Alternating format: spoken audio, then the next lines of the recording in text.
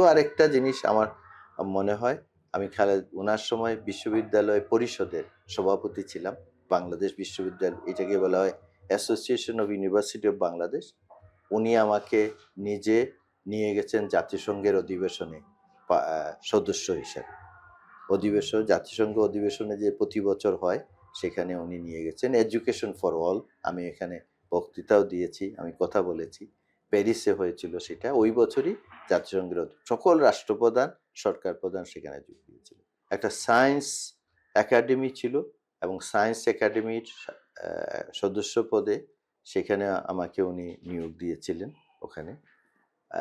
এবং আমরা দেখতে পাই যে 2006 সালের দিকেও আমি একবার পদত্যাগ করে, একটু সমস্যা হয়েছিল শাহজালাল বিজ্ঞান ও প্রযুক্তি, আমি পদত্যাগ করে চলে আসছিলাম। কিন্তু উনি আমাকে অনুরোধ করেছিলেন যে আপনি টিল আওয়ার পাওয়ার, টিল যতদিন আমরা ক্ষমতায় আসি ততদিন আপনি থাকেন। এবং আমি ততদিন পর্যন্ত আমি ওনার কাছ থেকে সর্বাত্মক সহযোগিতা পেয়েছি। আমি ওনাকে মনে প্রাণে শ্রদ্ধা জানাই, আত্মার মাগফিরাত কামনা করি এবং আগামীতে প্রত্যাশা করব, আমি এখন পর্যন্ত আশাবাদী যে তারেক রহমানের নেতৃত্বে এই জিয়াউর রহমানের ধারা এবং খালেদা জিয়ার যে আদর্শ, এটা অব্যাহত থাকবে।